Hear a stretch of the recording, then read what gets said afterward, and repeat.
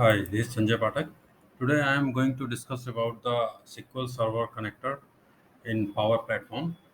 As you all know, SQL Server is a RDMMS system from Microsoft. You can perform various actions such as create, update, get, and delete on rows in a table using SQL Server connector. This connector is available in following products and regions.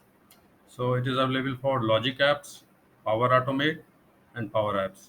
In Logic apps, it is like a standard connector. For Power Automate and Power Apps, it is a premium connector. And regions, it is available in all regions. Uh, Ensure your account is correctly set up and provisioned as a SQL AAD user prior to using Active Directory authentication in SQL Server connector. If you are not part of SQL AAD user groups, then you will face a problem in using this connector. If you are using non-AAD connection type, you should provide the same server name, database name as it is defined in the connection. So you can create a connection with the server name and database name using the SQL Server connection. Some known issues and limitations with action. Get rows operation. So it has one get rows operation version 2. Usage of the order by parameter is recommended in order to get deterministic results in action output. So it is always recommended that you should use order by parameter in the query so that you get result ordered by that particular field. Then another action is execute a SQL query version 2. Execute a SQL query limited support, not supported for on-premise SQL Server. So if you are connecting to on-premise SQL Server, this will not work. This action is not going to work. Then general CRUD requirements like get row, get rows, update, delete row. String values will be trimmed in case of Azure SQL instance users. Therefore, blank strings will be converted into empty string. So if it's blank string, it will be converted to empty string. For insert and update operations, the connector will return the updated rows.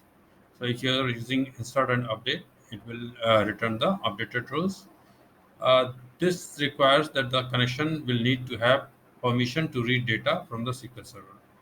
The primary key is required for the following operations: get item, patch item, delete item. So if you have not defined the primary key on your table, so you cannot use these operations like get item, patch item, and delete item. Then transformation parameter support in the get rows operation. Only the following aggregation transformations are supported. Filter. Okay, like filter column name 1 is equal to 1. Allows filtering input set. Support the same expressions as filter. So it will allow the filtering. Aggregate. Following aggregation using one of the following methods like aggregate column name 2 with max as max value example. So these are like max in max value. Only these methods are like average, max, min, sum, and count distinct.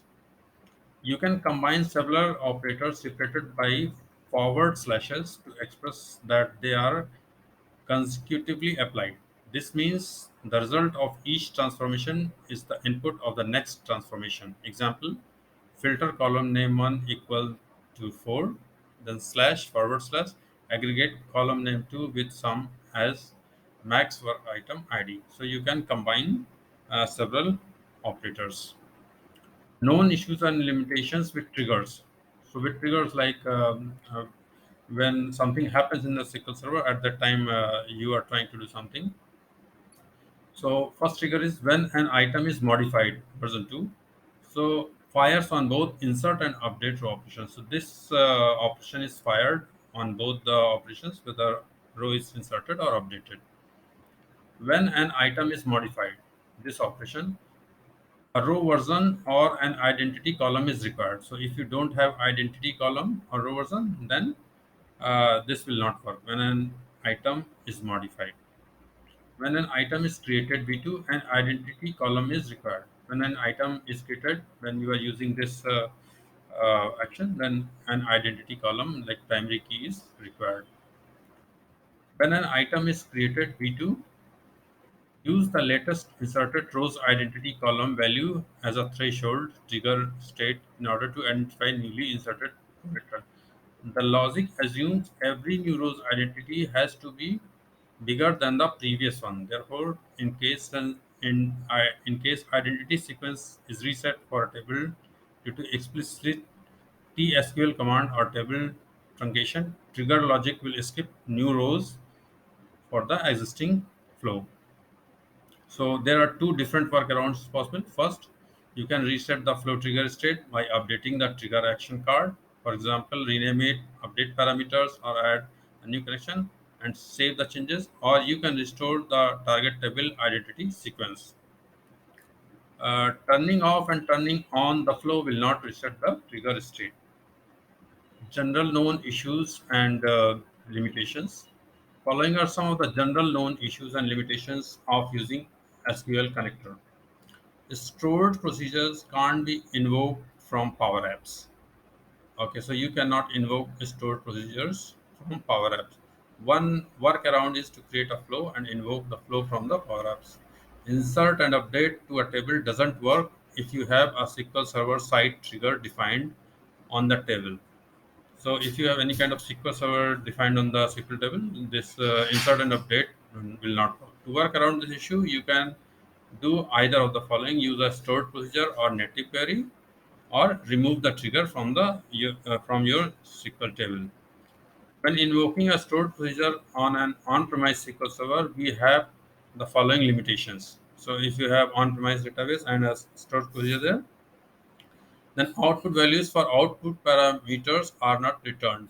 You can still specify input values for output parameters.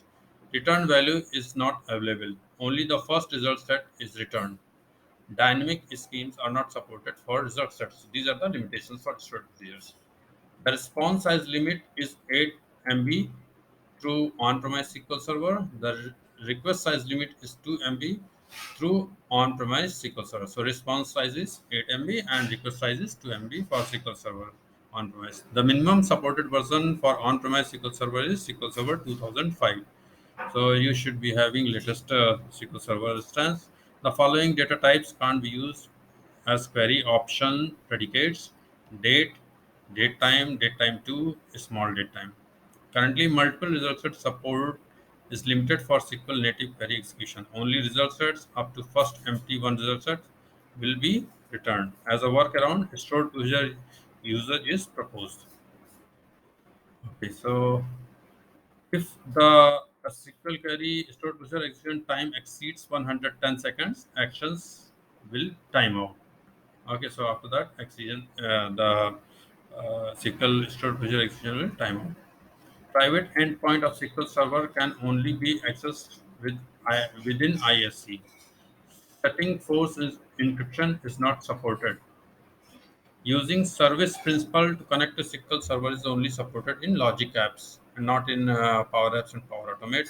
Due to current authentication pipeline limitation, AAD guest users are not supported when using AAD type connections to SQL Server. As a workaround, use SQL or Windows authentication type connection. Special throttling limits. SQL connector has different throttling limits in different cases. In the following table, native operations include SQL stored procedure and SQL queries. CRUD stands for create, read, update, and delete operations. So you can see in the Power Apps for all operation, API call per user is 300 calls. Renewal period is 30 seconds.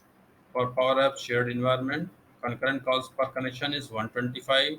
Logic App and Power Automate native API call per connection 500. Renewal period 10. Logic App and Power App CRUD operation API call per connection 100. Logic App and Power Automate native operation concurrent calls per connection 200. Logic App and Power Automate CRUD operation concurrent calls per connection 125. So concurrent calls are a number of in-flight requests that a particular connection can make. For example, for Logic Apps native calls, a single connection will be able to make 200 concurrent calls. A single connection. Any calls after that will return 4 to 9 as long as all the 200 calls are still executing. There is no time duration since the calls can take any arbitrary amount of time.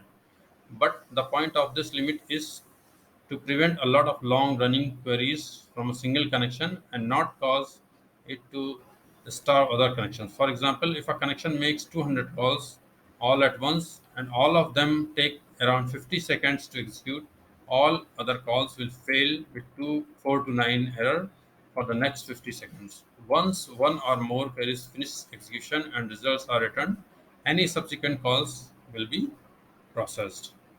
So that's it for today. We will see more details on this connection in our future videos.